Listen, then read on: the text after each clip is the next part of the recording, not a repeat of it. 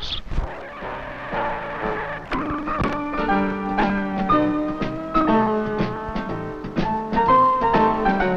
In early October 1981, when autumn put its fascinating attire on the gardens and parks of Prague, women from all over the world gathered for their Congress, capital of Czechoslovakia.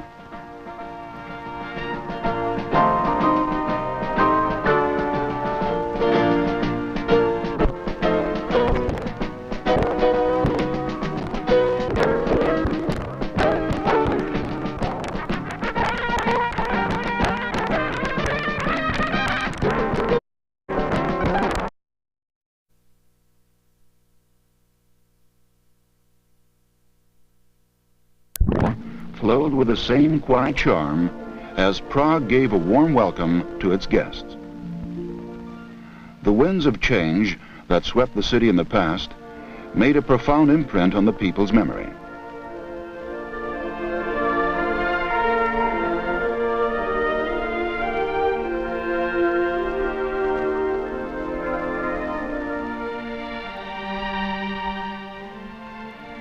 Prague greeted its guests with the quiet beauty of the old city and the unfading, youthful hustle and bustle of the new streets and squares.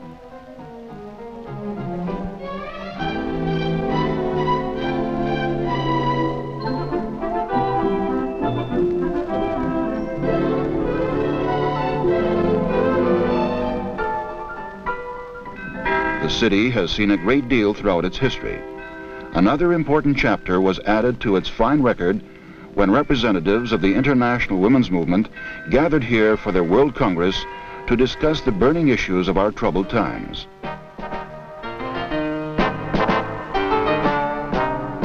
Among them was Frida Braun, president of the Women's International Democratic Federation,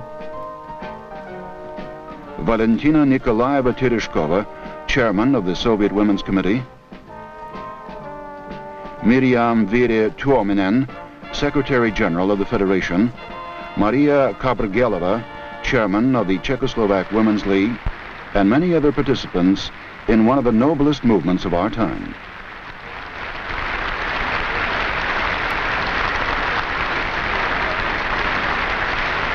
About 1,000 delegates from 133 countries filled the hall of the Palace of Culture in Prague, where the World Congress of Women was opened in a gala ceremony. Its motto was, "For equality, national independence, and peace." There is nothing dearer to women around the world than life in conditions of peace, the well-being and happiness of their children.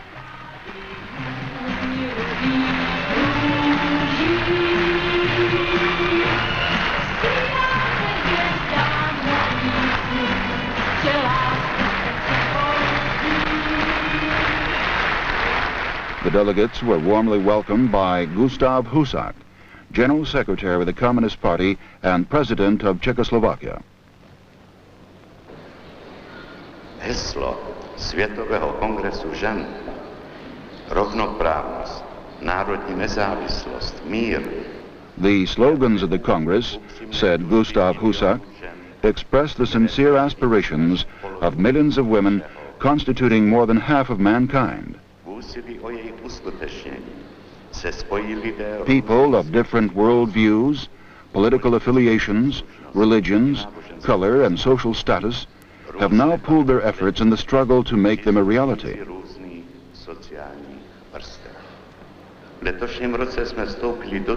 This year, we have moved into the second half of the United Nations-sponsored International Women's Decade. Czechoslovakia wholeheartedly supports this initiative.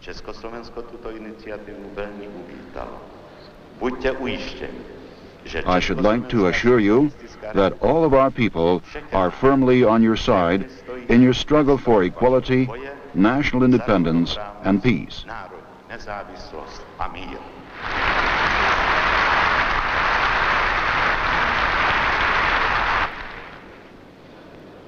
The leader of the delegation of the Soviet Women's Committee, Valentina Nikolaeva Tereshkova, read out a message of cordial greetings to the Congress from the General Secretary of the Soviet Communist Party, President of the Presidium of the USSR Supreme Soviet, Leonid Brezhnev. The message said in part, the slogan of peace assumes particular importance at a time of heightened world tension. The concept of peace has become an all-embracing value indeed in our time. It is precisely in conditions of peace that all the hopes and aspirations of the people for a better life and the radiant future of the coming generations can become a reality. The most important task today is to do everything to prevent the nuclear arms from being used, to ward off the war danger looming over the world, and to protect life itself.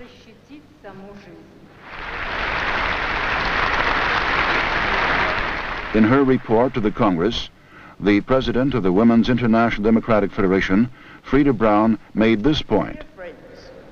A Congress such as ours can influence world public opinion.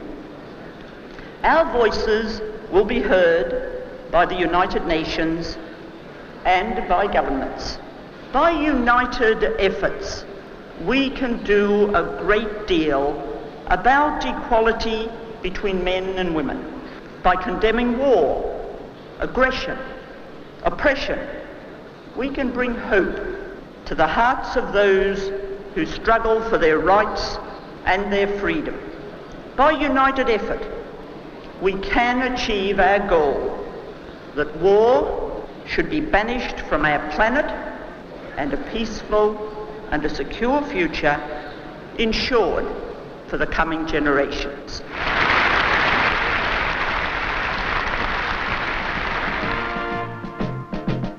Speakers called for greater cohesion among women around the world against the threat of thermonuclear destruction, for the great ideals of peace, and the implementation of the most cherished hopes of mankind.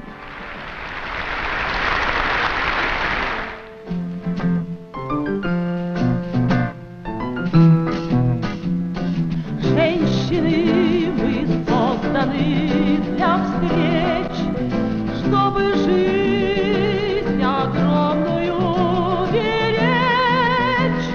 Дальним расстоянием вопреки мы связали все материки.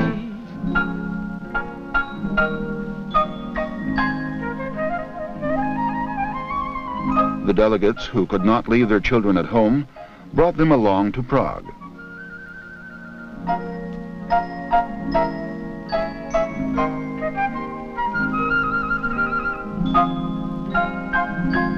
And while the children had a good time in a playroom, their mothers took part in the sittings of the Congress and its various committees. These women possess both the loving tenderness of motherhood and the courage of real fighters. The problem of women's equality in society was discussed in a committee chaired by Yvonne Tolman, president of the International Federation of Women Lawyers. Speakers pointed out that in many countries, under imperialist, colonialist, and racist rule, women are denied the opportunity of taking part in the economic, political, and cultural life of their nations.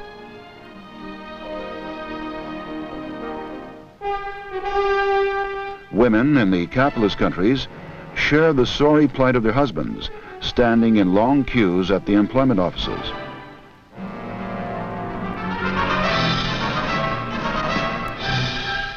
Women are subjected to particularly ruthless discrimination, and they come out against employment restrictions. They demand equal pay for equal work with men and protest against the jobs ban.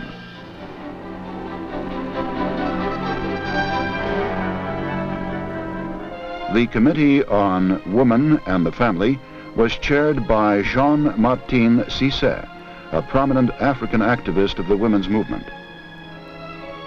Speakers emphasized that peace was the main condition for preserving the family, the most important nucleus of society. War, oppression, discrimination destroy the family, and women and children are the first to suffer. Many of them, starved and sick, die at an early age in the poor districts and refugee camps, and sad is the plight of those who live in South Africa's Bantustans.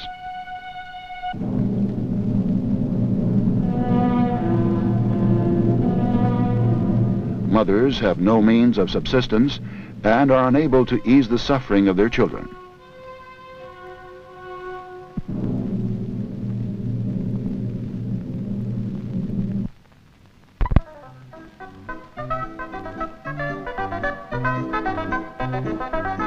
In marked contrast to that is the position of women in the socialist countries, where child and family care is one of the main concerns of the state.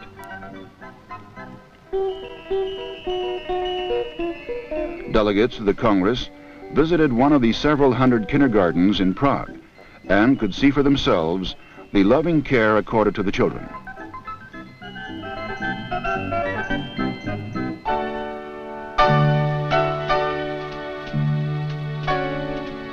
The committee, chaired by President of the Federation of Cuban Women, Vilma Espin de Castro, discussed problems under the general heading, Women for National Independence and Development. Millions of women around the world wholeheartedly support the struggle of peoples in Asia, Africa, and Latin America against imperialism, colonialism, and neocolonialism, racism, and apartheid, against aggression and genocide.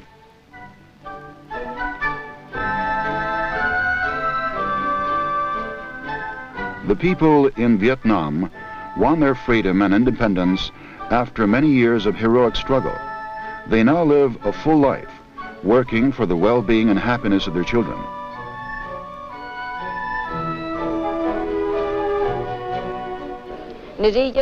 Me An Sam An, who came to the Congress from Cambodia, had this to say.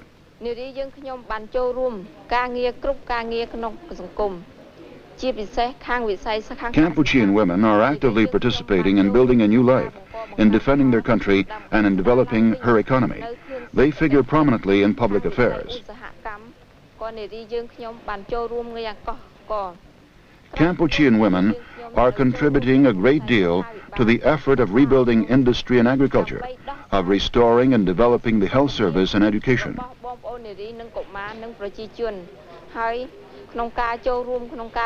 We are doing our best to bring up our children in a spirit of patriotism so that they should always be ready to defend their country, its freedom and independence. The children of that long-suffering country can now study in conditions of peace. They are no longer afraid that they may be killed by executioners or die of hunger.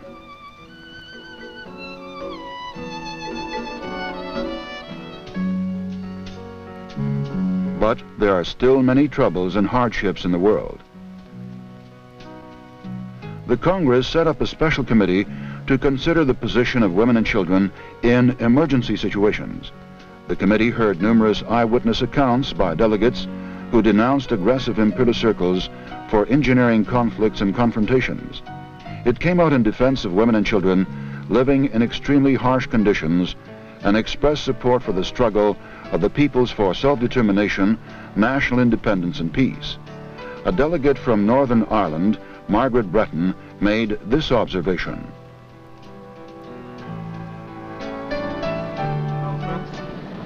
Well, it's very difficult for women and children in Northern Ireland. I think the main thing is the presence of the British Army walking about our streets. The British government enforces emergency legislation, and this means that young children, my own daughter, she was 18, she was arrested early one morning about 6 o'clock and kept for questioning. And this is happening to a lot of young people in the nationalist areas. And then they're walking around town and the army stopped them. Of course, when Bobby Sands and the other hunger strikers died, there was a lot of violence on the streets. Inmates of that horrible, long cash prison gave their young lives for their people, for human rights.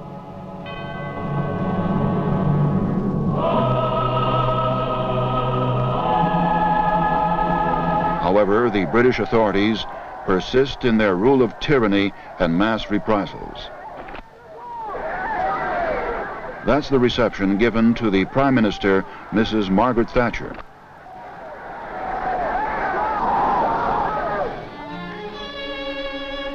The committee also discussed the tragic plight of the Palestinian people. Jihan Helou, representative of the Palestinian women, addressed the Congress.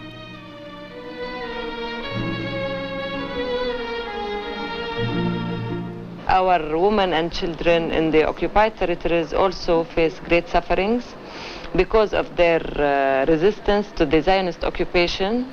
They are put in jails, they are tortured. We have many hundreds of children in the Israeli prisons. In Lebanon, our children face daily bombardments by Israel, aerial, by air, land, and sea. Hundreds of children have died or are wounded or handicapped in the last bombardments. For example, in July, more than 2,500 died or were wounded from civilians, Lebanese and Palestinians.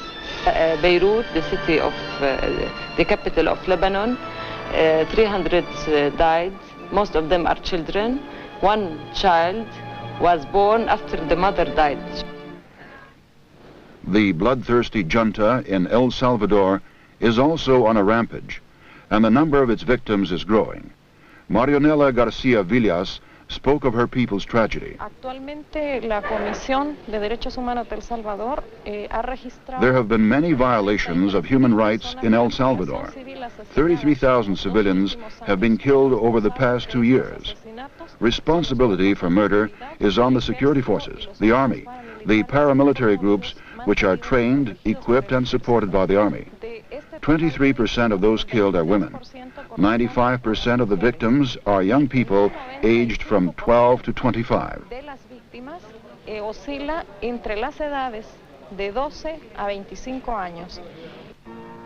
The junta in El Salvador is trying to drown in blood the people's resistance with the help of the American imperialists. And as in any other oppressed country, it is the children who suffer most.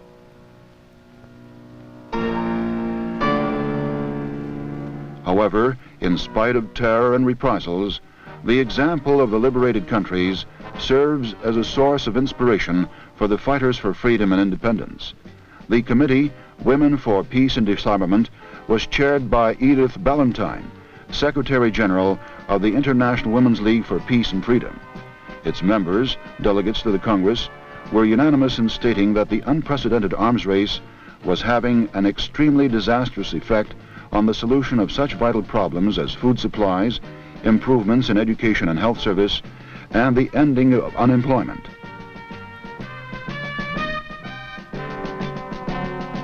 More and more refined instruments of death are made at the initiative of those who seek to dictate their will from a position of military superiority. And all that is happening at a time when 15 million children under the age of 5 die of hunger every year, at a time when the money spent on modernizing intercontinental missiles alone would be enough to feed 50 million children. Cheryl Craig of the United States. People are beginning to realize that the arms race presents a very present, clear, and dangerous threat to the security of the United States.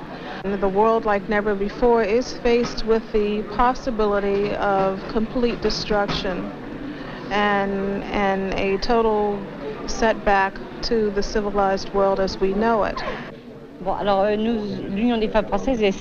Denise Breton of France. We of the French Women's League realize the danger coming from the nuclear bomb and the nuclear war, and we are all striving to have all kinds of nuclear weapons reduced. Popular indignation is mounting against the adventurists seeking to bring down nuclear fire on our planet. People on all continents demand a ban on the neutron weapons. Gabriel Mayer Ulrich of the Federal Republic of Germany.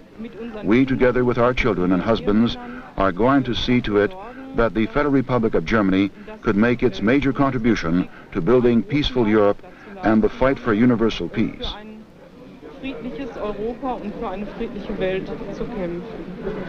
More and more people in her country are coming to realize that the arms race may lead to a catastrophe.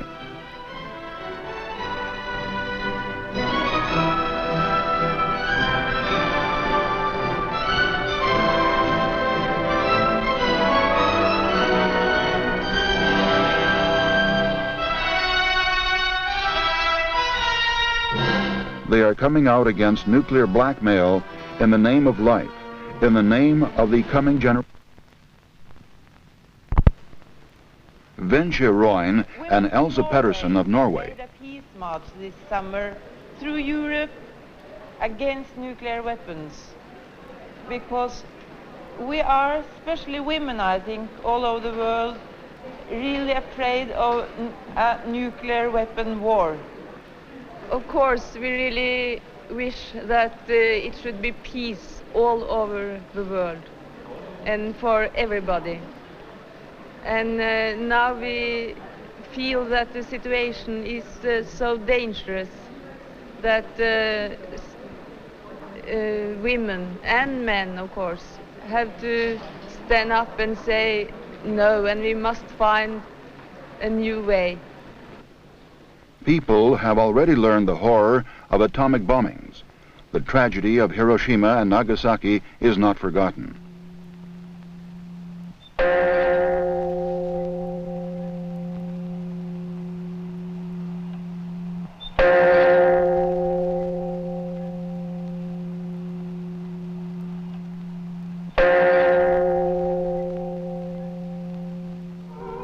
A strong protest against the sinister plans of the nuclear war maniacs is gaining momentum on all continents. President of the Women's International Democratic Federation, Frida Braun, took part in Peace March 81.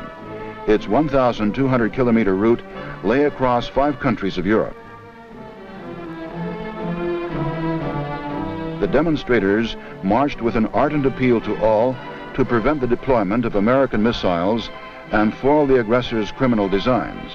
And wherever their columns passed, they were supported by millions of people.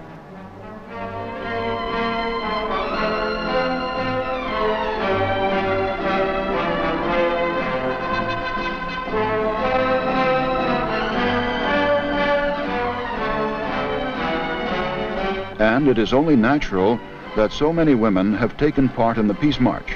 Women concerned about the future of the world, the future of their children.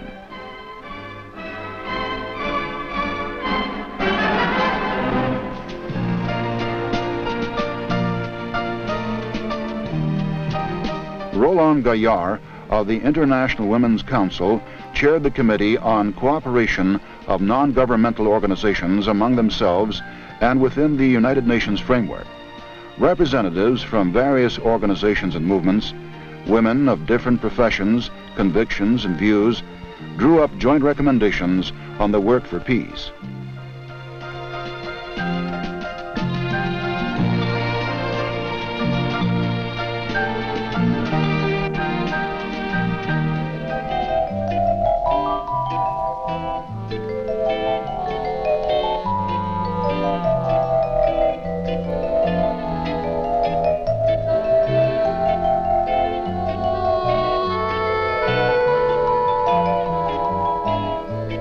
Major responsibility rested on pressmen and other workers of the mass media.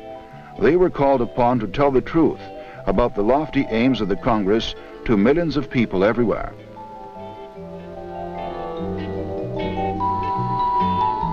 And the truth finds its way to them across all barriers of misinformation and lies. Maria Helena Gaitan, the United States. Certainly our military budget in the United States is now hitting us at home very hard. And I think that the American working people like me are beginning to realize more and more how that military budget is taking the bread from our tables.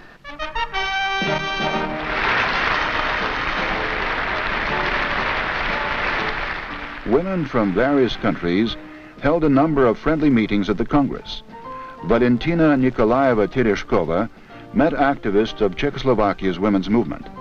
She told them about the fruitful activities of Soviet women in every aspect of life, work, creative endeavor, and the upbringing of their children.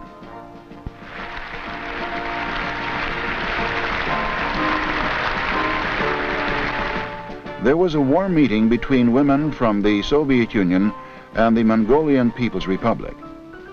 A delegate from the women in the Soviet Republic of Belarusia, Zinaida Rydlevskaya, in her childhood lived through the horrors of the Nazi occupation. she spoke about the tragedy of the village of Katyn. In World War II, the Nazi invaders burnt it down, together with all the villagers. Many women, children, and old people perished in the flames, and it is for them that these bells toll.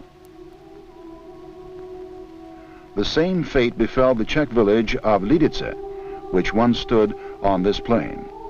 The Nazi vandals razed it to the ground with all its residents overnight.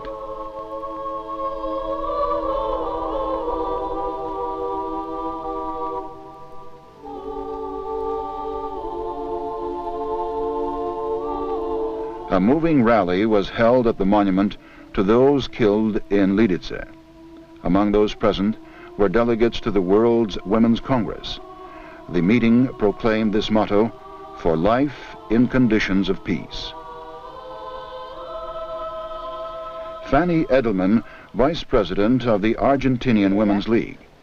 Que por los siglos de los siglos, cada niño pueda dormir en el regazo de su madre. What I would like to see is that for all time to come, every child could sleep under the protection of its mother, that there always sound a lullaby, that there always be flowers for the loved ones.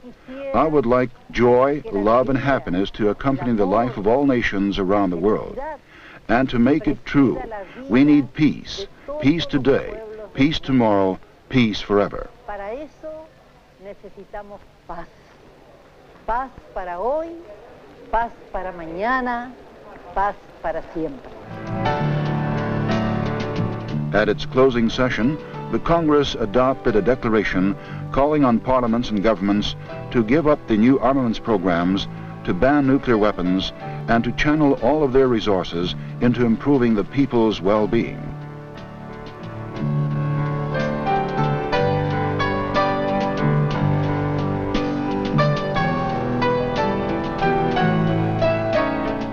Congress also adopted an appeal to all women of the world to demand effective measures from their governments to prevent war and to embark on the path of peaceful negotiations.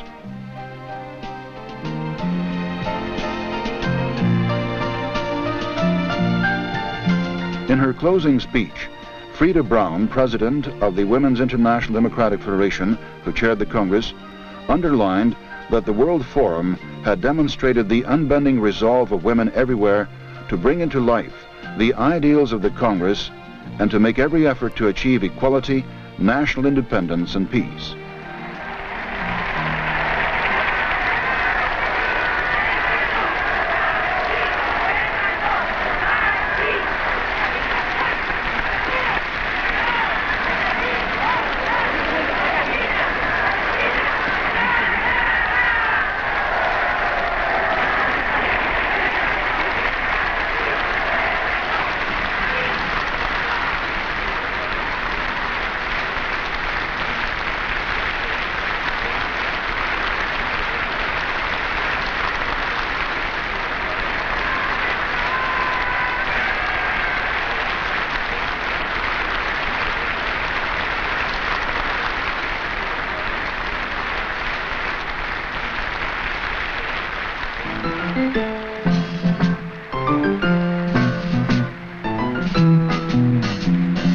Нашей воле сделать мир иным, без самоубийственной войны, чтоб все больше было бы вокруг стран родных сестер и стран подруг. Женщины, мы созданы для встреч, чтобы жизнь огромную беречь. Дальним расстоянием вопреки мы связали все материки.